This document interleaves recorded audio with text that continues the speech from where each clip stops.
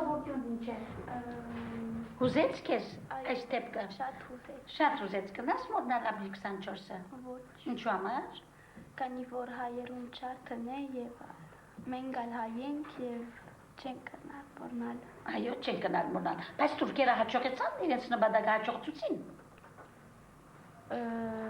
Այո, Ինչ ձևով հաջողեցին։ Ամեն մեղցնելով եւ տանակներ առնելով խոհանոցներեն։ Այո, հաջողեցին, բայց իրենց նպատակը ինչ էր։ Ամեն Հայաստանը առնել։ Այո։ Եվ մեկ հատ մտքեր, որ թանկարանի մեջ այդպես եղավ։ Ոչ։ Ինչ են գիտես, որ այդպես չեղավ։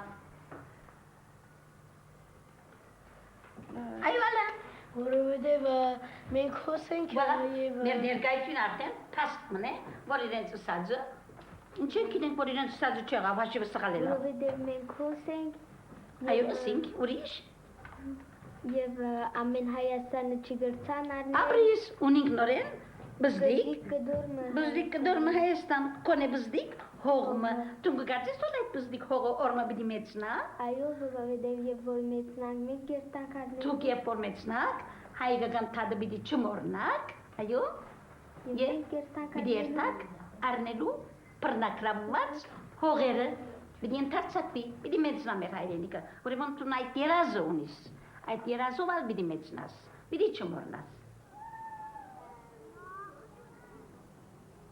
But it's not enough for Armenians simply to remember the genocide. If its ghosts are to be exorcised, they need the world, and that includes the Turks, to accept the reality of it.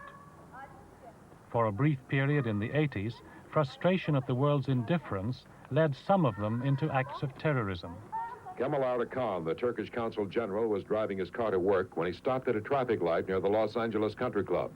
Two men approached his car, one on each side, and they pumped a dozen bullets into Khan and ran away on foot. Right after the shooting, a caller told news services that the shooting was the work of Armenian nationalists, a protest for the 1915 massacre of 1.5 million Armenians, a slaughter that the Turkish government has never admitted. Almost immediately after the genocide, the Armenian community in the United States of America started to fight the Turkish cover-up.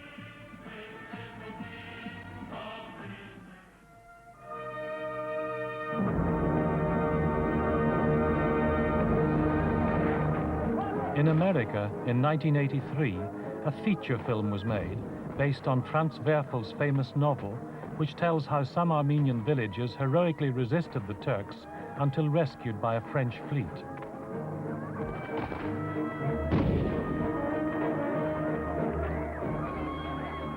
Originally, MGM planned to film the novel as early as 1934. The Turks immediately brought pressure to bear on the company and on the US State Department.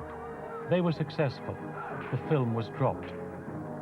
The Turkish ambassador wrote a letter of congratulation to the State Department. It is an agreeable duty for me to extend to you my hearty thanks and appreciation for the efforts you have been so kind to exert. You have created an excellent impression in Turkey.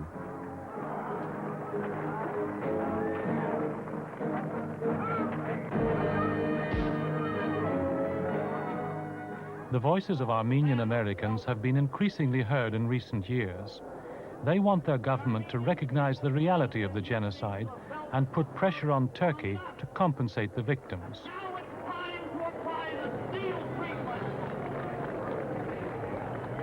Justice means for the Turks to recognize what they did and to give some type of reparation, somewhat like the Germans did to the Jews during World War II. The world recognizes the Jewish genocide, but they have not looked at the Armenian genocide. If they looked at the Armenian genocide, there might never have been a Jewish genocide. We want the land that Turkey has kept for 60 years. You want them back? Uh-huh, we want it back. I am reminded of those wonderful words of Yeti Shekharev. Their campaign culminated in 1990, when Robert Dole moved a resolution in the US Senate. This would have commemorated the 24th of April 1915 as the date when the genocide began. The United Nations and the European Parliament had already done as much. It is not simply the documented evidence. I talked just this past week with an old gentleman who, when he was 10 years old, relayed to me what had happened to his family. A brutal experience that will be part of his memory the rest of his life. What we're talking about is not a criticism of the government of Turkey today. And I'd like to make that abundantly clear. What we are talking about is a recognition of a slaughter that took place some decades ago. But we should not pretend that it did not take place. Where we have had this butchery, and that's all it can be called, whether it is Hitler's massacre of the Jews, whether it is what took place in Cambodia by the Khmer Rouge, or whether it is what took place in 1915 of the Turkish massacre of the Armenians. We're not saying that the Turks today are responsible. We're not saying the Germans of today are responsible. But let us remember, let us not forget. The Armenian Americans first realized that things weren't going their way when the White House stopped supporting them.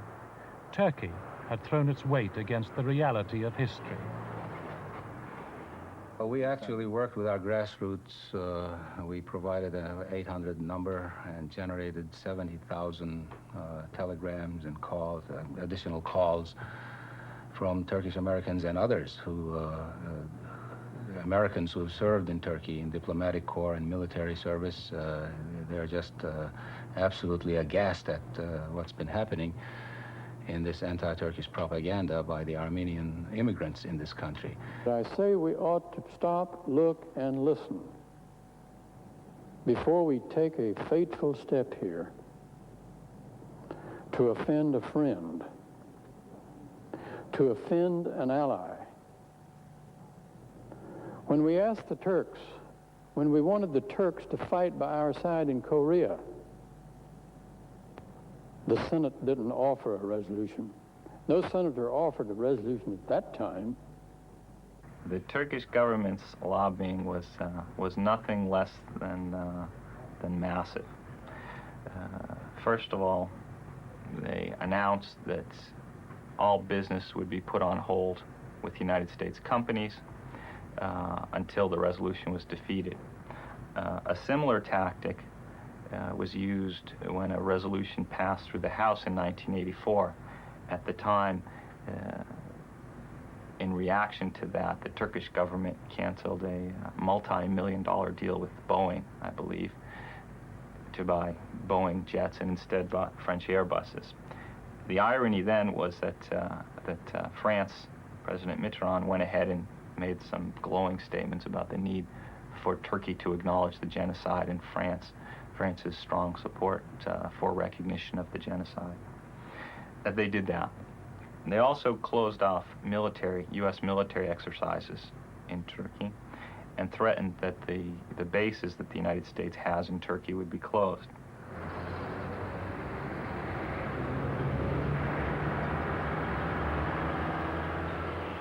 Turkish cities today are festooned with leading American brand names. America does good business in Turkey, and the Turkish government left little doubt as to what would happen to that business if the Senate motion passed. Another technique that was used, for example, is a corporation that may have had a plant in, say, Missouri would be pressed upon to have its plant manager as well as all of the workers there make it clear to the senator that if he voted for this bill, then they'd lose their jobs. Turkey's importance to NATO has been used by successive Turkish governments as a lever against the recognition of the genocide. Today, her role as a secular model for new Islamic Turkish-speaking states like Azerbaijan makes her even more sensitive to the taint involved in the word genocide. Turkey's friends in the U.S. military were also thrown into the Senate battle. The head of a major defense industry in this country, who happens to be a longtime friend, called me and said, I don't understand this, but the Turkish government feels very, very strongly. You could do me a personal favor if you would vote against this. And I'd like to do a favor for my friends. We all like to do favors for my friends. But I had to tell them that I disagreed with them on this one.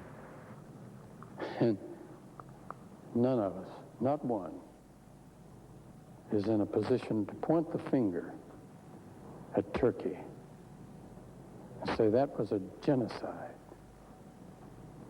Yes, we killed some American Indians.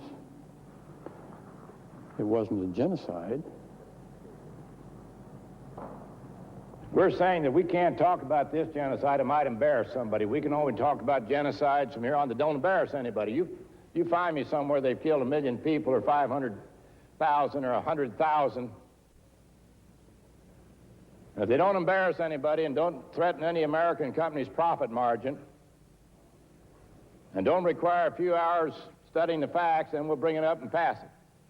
Mr. President, Hitler asked, when he was planning the final solution of the Jews, who remembers the Armenians?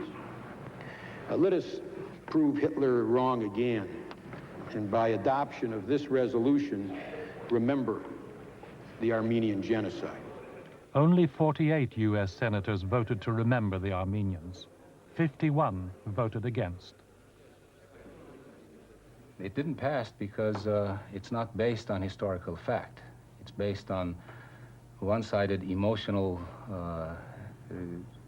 story told by people who have immigrated to this country and embroidered the Civil War story back in 1915 to generate what we call a mythical story of genocide, and to give it the authority of a resolution in the greatest deliberative body in the world, for us was unthinkable. Of course, we worked to stop it. It didn't pass because it's not true. That's why. For all of us, it's probably the defining issue of being Armenian, that we survived, that our family survived this genocide.